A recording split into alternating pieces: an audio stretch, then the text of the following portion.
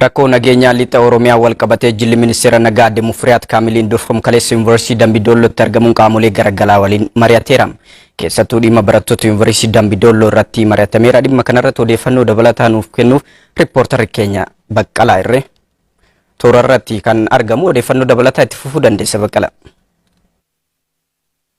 Galatoomii Anwar kaleessa ka jilli ministeera nageenyaa Aadde Mufriyaat Kaamiliin durfamu gara lixa Oromiyaatti imaleeti kan jiru. Keessuma jilli kun Yuunivarsiitii Dambidollootti argame qaamolee garaagaraatiin waliin mari'ateera dhimma nageenyaa irratti. Qaamoleen hidhatanii naannicha keessa socho'an kana dura akkuma yaadatamu lubbuu lammiilee nagaa hedduu kan galaafatanii fi qabeenya mootummaas uummataa saamaa akka turan yaadannoo yeroo dhiyooti. Kana malees keessuma gara jabummaa yeroo adda addaa isaan raawwataa turuun isaanii ni yaadatama.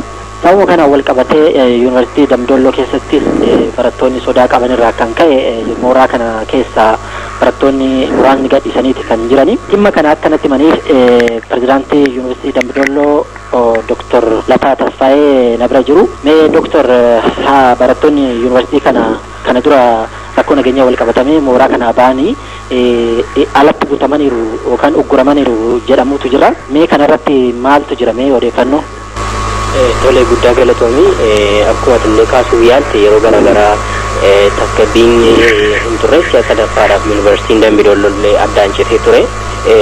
Kanaaf akkuma sila jedhame marsaa jalqabaa irratti barattoota 800 ol mooraa Yuunivarsiitii keessaa ba'anii sodaarraa kan ka'e gara maatii isaanii deemanii jiru jechaadha. Kanaaf barattoota hedduun gara maatii kan deeman jiru, naannoo fira isaaniif kan deemanillee akka jiran dhageenye jirra. Kana keessa barattoota meeqa karaatti akkafan meeqammoo akka gara maatiitti deebi'an illee lakkoofsaan yoo kaa'u baanne barattoota hedduu mooraa Yuunivarsiitii keessaa ba'anii turan jechuudha. Haa ta'u iyyuu malee amma kan jiru immoo haala gaarii tasgabbii fooyya'aan waan mul'atee jiruuf barattootni kun gara maatii isaaniirraa gara lakkoofsa keenyaatti deebi'aa akka jiranidha jechuudha kan jiru. Doktor, barattoonni amma Yuunivarsiitii keessan keessaa bahanii barataa keessan ta'anii alatti ugguraman qabatamaan lakkoofsaan beekamu. Warri immoo mee uggura kana jala ba'anii immoo deebi'an yoo jiraatan hedduun isaanii mooraadhaa ba'anii turanii. Kana keessa nus odeeffannoo garaagaraa karaa mootummaas nu kenname barattoota kana keessa kamtu keessanii kan jedhu adda baasuuf nu ergamee ture. Kanaan wal qabatee nuti barattoota Dambidolloo Yuunivarsiitii jennee kan adda baasne barattoota 14dha jechaadha. Barattootni 14 Yuunivarsiitii Dambidollootti galmaa'anii barumsa isaanii barataa kan turan waggaa tokko hanga waggaa sadaffaatti dipaartimentoota garaagaraa keessatti barachaa akka jiran ragaa guutuu wajjin argannee jirra jechuudha. Kanaaf barattoota kana akka Yuunivarsiitii Dambidollootti akkam goonee gara mooraatti deebisna kan jedhuuf sochii garaagaraa gochaa turre. Bilbila garaagaraa gara isaaniittis bilbilaa gara maatiittis bilbilaa turre. Keessumaa barattoota lama naannoo kaafteeriyaatti akka mul'atan illee informeeshinii qabna. Laaqana nyaatanii akka ba'anii jiran naannoo mooraa kana akka jiran dhageenye jirra. Barattootni lama immoo gara maatiitti akka deebi'an anillee bilbilaan telefoonaan haasofsiiseen jira. Kanaaf barattoota 4 hamma ammaatti odeeffannoo qabna jechuudha akka naannoo kana jiran. Barattoota hafanis itti adeemaa jirra. Barattootni kun naannoo Yuunivarsiitii jiru moo naannoo maatiitti deebi'an immoo eessa jiru kan jedhu ammas hordoffii cimaa gochaa jira jechaadha. Mee hojiin baruu barsiisuu Yuunivarsiitii Dambidollootti amma maalirra jira sadarkaa kamirra? Hojiin baruu barsiisuu guutummaa guutuutti deebi'ee jira. Tan dipaartimentoota yookaan pirogiraamota 36 qabnu hundi isaanii har'a daree 48 ol barsiisaa akka oolan isinitti argitanii jirtu.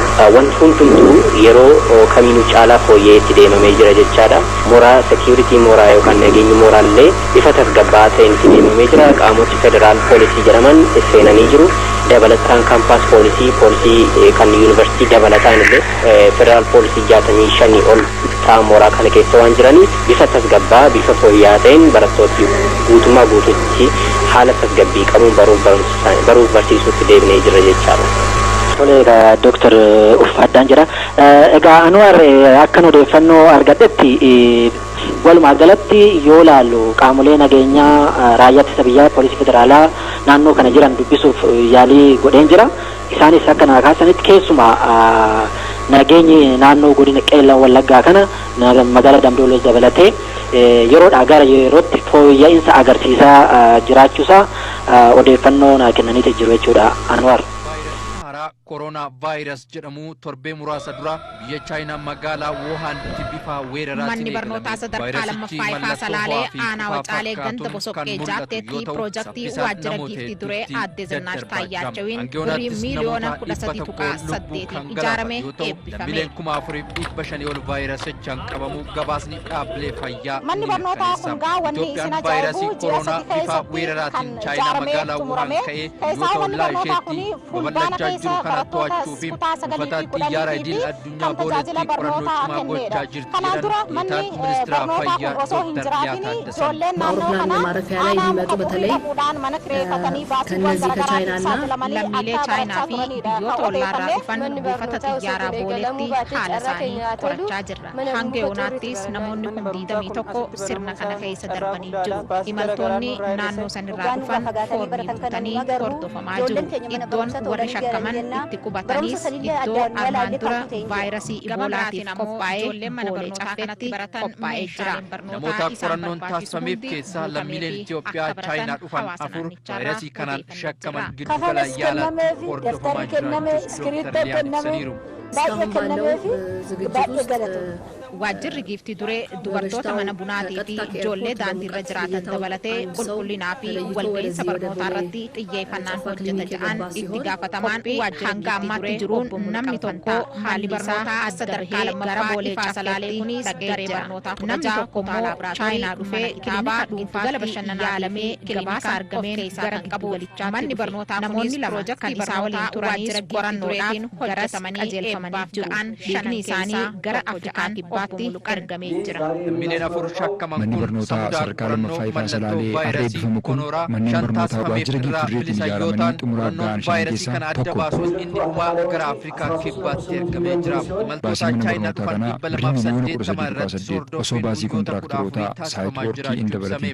Namoota vaayirasichaan shakkaman addatti yaaluu fi iddoon buufata yaalaa boolee caffeetti qophaa'ee namoota 30 kan keessummeessu yoo ta'u warra dhibeenis cimee ammoo hospitaala Pheexroositti bakki qophaa'uu himame. Koreen vaayirasii koronaa to'atu sadarkaa biyyaatti hundaa'ee hojjetaa jiras jedhan biiroleen fayyaa naannolees qophii barbaachisaa akka godhan ergan darbee jira. Lakkoofsi namoota vaayirasichaan qabamanii fi kan biyyoota dabalaa dhufeera kan jiran Daayiriktar olaanaa Inistituutii Fayyaa Hawaasa Itoophiyaa Dr. Eebbaa Abaatem dhaabbilee garaagaraa waliin hojjetamaa jira jedhan. Vaayirasichi haaraa ta'uu irraan meeshaaleen qorannoo gahaan hin jirus jedhan Dr. Eebbaan.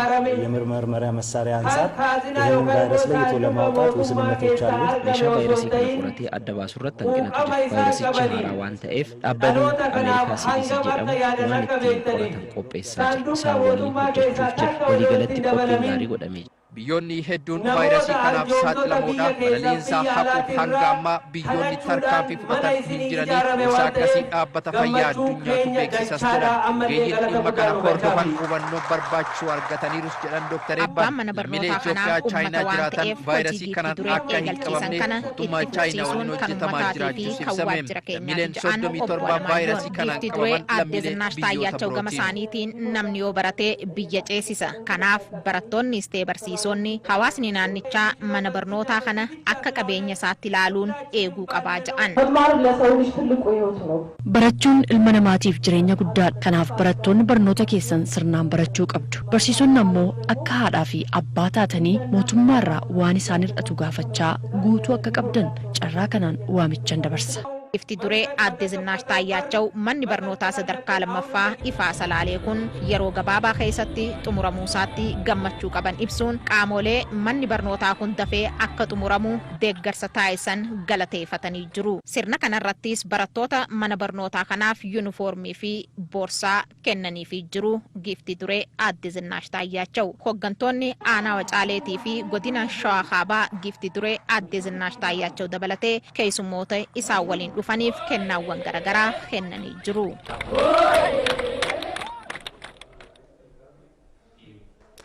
Manni barumsaa ifaa salaalee sadarkaa lammaffaa waajjira giiftii dureetiin ijaarame kun carraa barnootaa sadarkaa lammaffaa dhiyeenyatti akka argataniif kan gargaare ta'u barattoonnii fi hawaasni naannawaa sanaa himan. Manni barumsaa kun madda beektotaa fi muuxannoo gaarii akka ta'uufis geenurraa eegamuu ni bahannaa jedhan Ammahaa Geetaachoo. Manni barumsa sadarkaa lammaffaa giiftii duree Zinnaash Taayyaachuun hojjetamee eebbifame kuni turtii ji'oottan afran keessatti kan hojjetamee xumuramedha. Yeroo qabame keessatti xumuramuun isaas piroojektota mootummaatiin hojjetamaa jiraniif muuxannoon gaarii kan irraa qoodamudha. Manni barumsichaa yeroo ammaas barattoota kutaa 9ffaa fi 10ffaa naannoo kana jiraatan simatee barsiisaa jira. Manni barumsichaa ijaaramuun immoo carraa barnoota sadarkaa lammaffaa dhiyeenyatti akka argannu nu gargaareera jedhu barattoonni mana barumsa kanaa. Haala gaariidhaan barachaa jirra. Yeroo eegne seeraan barannee galaa jirra. Asii xurriitti deddeebinee barachaa turre yeroo sanitti baay'ee rakkachaa turre yeroo jennee faa tiraanspoortii dhabnee yeroo rakkachaa turre faa jirra. Akkuma isaan nu godhan kanatti nuyis barannee cimnee barumsa keenya irratti jabaannee too nuyis immoo barannee fixneet warra kana akka isaanii kanatti gargaarree biyya keessaa ijoollee rakkataa akka balleessuu dandeenya. Haalli baruu barsiisuu mana barumsa ifa salaalee keessatti taasifamaa baay'ee kan nama gammachiisu kan nama hawwatudha. Sirriitti itti gammannee jira jechuudha. Nus wanta barsiisonni keenya nuun jedhan fudhannee naamusaan karaa sirrii ta'een boru biyya tana ni jijjiirra jennee maatii keenyarraa dhaloota irraa dhalootatti darbaa dhufe kana nus qabnee tooni boru egeree biyya tanaatiif sirriitti cimnee tooni barannee bakka guddaa geenye biyya tana sadarkaa olaanaatti ni dabarsina jennee yaanna. Ijaaramuun mana barumsa kana ijoolleen keenya dhiyeenyatti carraa barnootaa akka argatan kan gargaaree fi nutis manni barumsichaa madda muuxannoo gaarii fi beekumsaa akka ta'uuf hojiilee hojjetamaa jiru keessatti gahee nurraa eegamu ni baanaa kan jedhan immoo maatii barattootaaf bisneedha. Manni barumsaa kun asitti ijaaramuun isaati gammachuu guddaatu nutti dhagahame jechuudha. Magaala keenya keessallee kun hin jiru. Yeroo gabaabduu kana keessattis immoo manni barumsaa kun ijaarame yeroo jedhame keessa dursee xumuramuun isaatillee gammachuu guddaadha kan nutti dhagahame.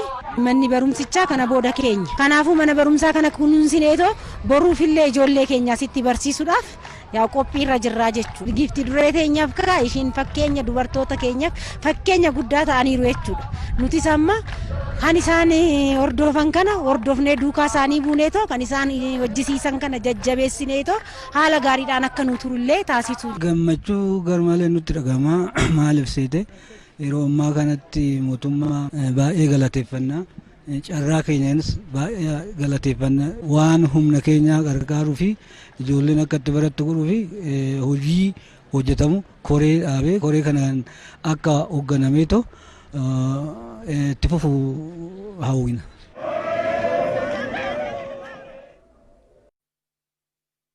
Miseensota mana maree 287 kan jalqabe walga'iin idilee 11ffaa mana marichaa qabu yaa'ii walga'ii idilee 10ffaa mirkaneessuun eegalame. Raawwii hojii ji'oottan ja'a abbaan alangaa waliigalaa ፌዴራላ ኦቦ ብርሃኑ ጸጋዬ ዴሰን የህግ በላይነትን ለማረጋገጥ የወንጀል ህጉን ለማስከበርና የወንጀል ፍትህ አስተዳደር ውጤታማ ለማሳደግ ኦላንቱማ ሴራ ሚርከኔስቱፍ ሴራ ያካፊ ቧቀ ቤሱማ ሐቃ ያካ ጉድሱፍ ያሊ ጉዳን ጎዳሜራ yakka ittisuu fi imaammata yakka qopheessuun yaaddoo yakka hir'isuuf barnoota seeraa fi dhimmoota seeraa irratti xiyyeeffachuun hojii guddaan hojjetamaa tureera. Riiformii dhaabbatichatti gaggeeffameenis hirmaannaa dubartootaa harka 32 gahu jaarsa dandeettiin ogeessota seeraa 150 carraa barnootaa digirii lammaffaan barsiisaa jiraachuu simame. Galmee qulqulleessuuf harka 100 karoorfame galmeewwan 27 fi 959 dhiyaatan keessaa galmee 27 fi 684 qulqulleessuun 200 fi 75 adeemsa sarra jiraachuu himanii kunis raawwiin isaa harka 99 ta'uu himame. Raawwiin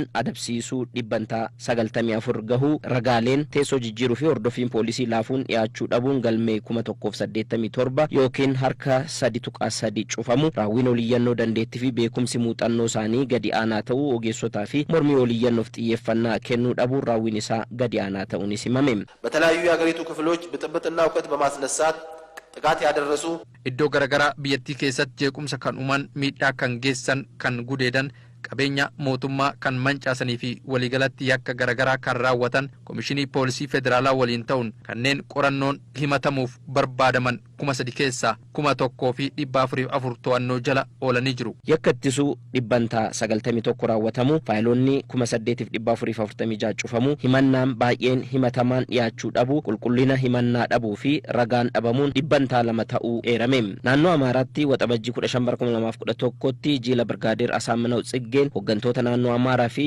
Itaamaajorii raayyaa ittisaa irratti balaa ajjeechaa raawwatameen namoonni 15 du'uun 20 miidhamanii jiru. Mana murtii Bahar Daaritti dhimmoonni Finfinneetti namoota 55, Finfinneetti namoota 13 irratti himannaa yakkaa baname 66 to'annoo jala yoo oolan 6 ammoo hin qabamne jedhan. Yakkamtoonni fi shakkamtoonni 1596 akka naannoleetti jiran sababa naannoleen gahee isaanii bahachuu dhabuun to'achuuf akka hin dandeenye kaasan. Qaamolee harka qalleeyyii abukaatoo dhaabbachuu hin dandeenye 431 abukaatoo dhaabuun dhimmi isaanii akka fala argatu ta'uu abbaan alangaa waliigalaa obbo Biraanuun eeran. Mana maree gorsaa dhimmoota seeraa fi haqaa jabeessuun raawwii isaa itti fufsiisaa jiraachuus himame. Mana sirreessaa federaalaa hidhamtoota 7306 yakka lamaa oliin sirreeffamtoota 480 kanneen beellama eeggachaa jiran 2289 waliigalatti sirreeffamtoonni 10434 kanneen keessaa 460 dubartoota ta'uun himame. Hirmaattonnis yakka yeroo ammaa akka biyyaatti gareen raawwatamuu fi sabaa fi amantaa fakkaatee hiikoo siyaasaa of duubaa qabu kana abbaan alangaa akkamiin hordofaa jira, qooda fudhattoota waliin hojjechuu irratti ammas ni hafa, yaaddoo uummanni yakka raawwatamaa jiru keessaa ba'ee akka abdii godhatu maaltu hojjetamaa jira, qabeenyi biyyattii bara darbe hooggantoota biyyattiitiin saamamee biyya alaatti kuufame maalirra ga'ee, ammisaa maaliif ibsamuu didee, olaantummaan seeraa bakkaa bakkatti maaliif garaagarummaa qabaate kan jedhuu fi kanneen biroo ka'uun obbo Biraanuu dabalatee waa'illansaa deebiitti kennanii jiru. Fooyya'insa labsii wixinee siviil aaviyeeshinii biyyattii ambaasaadar Masfin Charnat dhiyeessuun miseensonni erga irratti yaada kennanii booda sagalee mormii lamaan miseensonni 8 sagalee otoo hin laatiin sagalee caalmaan mirkanaa'uun walga'ichi xumurame. vaayirasiin haaraa koronaa vaayirus jedhamu torbee muraasa dura biyya chaayinaa magaalaa Wuhaanitti bifa weeraraatiin eegalame. Vaayirasichi mallattoo ho'aa fi qufaa fakkaatuun kan mul'atu yoo ta'u saffisaan namoota hedduutti daddarbaa jira. Hangiyoonaattis namoota 100 lubbuu kan galaafate yoo ta'u lammiileen 4500 ol vaayirasichaan qabamu gabaasni dhaabbilee fayyaa ni mirkaneessa. Itoophiyaan vaayirasii koronaa bifa weeraraatiin chaayinaa magaalaa Wuhaan ka'ee biyyoota ollaa isheetti babal'achaa jiru kana to'achuu fi buufata xiyyaara idil addunyaa booletti qorannoo cimaa gochaa jirti jedhan ዴኤታን ሚኒስትራ fayyaa ዶክተር ሊያ ታደሰም በአውሮፕላን ማረፊያ ላይ የሚመጡ በተለይ ከነዚህ ከቻይናና ለሚሌ ቻይና ፊ ቢዮታ ወላራ ዱፈን ቡፈታ ጥያራ ቦሌቲ ሐለሳኒ ቆረቻ ጅራ ሃንጌዮናቲስ ነሞኒ ኩም ዲደሚ ቶኮ ሲርና ከነ ከይሰ ደርበኒ ጅሩ ኢማልቶኒ ናኖ ሰንራ ዱፈን ፎርሚ ጉተኒ ሆርዶፈማ ጅሩ ኢዶን ወሪ ሸከመን ኢቲ ቁባታኒስ ኢዶ አርማን ዱረ ቫይረሲ ኢቦላቲፍ ቆጳኤ ቦሌ ጨፌቲ ቆጳኤ ጅራ namoota qorannoon taasifameef keessaa lammiileen Itoophiyaa chaayinaa dhufan 4 vaayirasii kanaan shakkaman giddugala yaalaatti hordofamaa jiraachuus ዶክተር ሊያን ibsaniiru. እስካሁን ባለው ዝግጅት ውስጥ በበሽታው ከቀጥታ ከኤርፖርት በሙቀት ልየታው አንድ ሰው ተለይቶ ወደዚህ ወደ ቦሌ ጨፋ ክሊኒክ የገባ ሲሆን qophii hanga ammaatti jiruun namni tokko haalli isaa adda bahee gara boolee caffeetti dhaqee jira. Namni tokko immoo chaayinaa dhufee kilinika dhuunfaatti yaalamee gabaasa argameen gara giddugalichaatti dhufe. Namoonni 2 kan isaa waliin turaniis qorannoodhaaf garas qajeelfamanii jiru. Dhiigni isaanii gara Afrikaa kibbaatti ergamee jira. Lammiileen 4 shakkaman kun samudaa qorannoo mallattoo vaayirasii konoraa 5 taasifameef irraa bilisa yoo ta'an qorannoon vaayirasii kana adda baasu inni dhumaa gara Afrikaa kibbaatti ergamee jira. Imaltoota chaayinaa dhufan 280 irratti hordoffiin guyyoota 14 taasifamaa jiraachuu ibsame. namoota vaayirasichaan shakkaman addatti yaaluu fi iddoon buufata yaalaa boolee caffeetti qophaa'ee namoota 30 kan keessummeessu yoo ta'u warra dhibeenitti cime ammoo hospitaala Phexrositti bakki qophaa'uutu himame. Koreen vaayirasii koronaa to'atu sadarkaa biyyaatti hundaa'ee hojjetaa jiras jedhan. Biiroleen fayyaa naannolees qophii barbaachisaa akka godhan ergan darbee jira. Lakkoofsi namoota vaayirasichaan qabamanii fi kan biyyoota dabalaa dhufeera kan jedhan Daayirektar olaanaa Inistituutii Fayyaa Hawaasa Itoophiyaa Dr. Ebbaa Abaatem dhaabbilee garaagaraa waliin hojjetamaa jira jedhan. Vaayirasichi haaraa ta'uu irraan meeshaaleen qorannoo gahaan hin jirus jedhan Dr. Ebbaan. የምርመራ መሳሪያ አንፃር ይሄንን ቫይረስ ለይቶ ለማውጣት ውስንነቶች አሉት። ሜሻ ቫይረሲ ከነ ቆረቴ አደባሱ ረት ተንቅነቱ ጅራ ቫይረሲቺ ሃራ ዋን ተኤፍ ዳበን አሜሪካ ሲዲሲ ጀደሙ ዋን ኢቲን ቆረተን ቆጴሳ ጅራ ኢሳን ወሊን ሆጀቹፍ ጅራ ወሊገለቲ ቆጲን ጋሪ ጎደሜ biyyoonni hedduun vaayirasii kanaaf saaxilamoodha. Balaliinsaa haquuf hanga ammaa biyyoonni tarkaanfii fudhatan hin jiranii gorsa akkasii dhaabbata fayyaa addunyaatu beeksisas jedhan. Ogeeyyiin dhimma kana hordofan hubannoo barbaachisu argataniirus jedhan Dr. Ebbaan. Lammiilee Itoophiyaa chaayinaa jiraatan vaayirasii kanaan akka hin qabamne mootummaa chaayinaa waliin hojjetamaa jiraachuus ibsame. Lammiileen 37 vaayirasii kanaan qabaman lammiilee biyyoota birooti.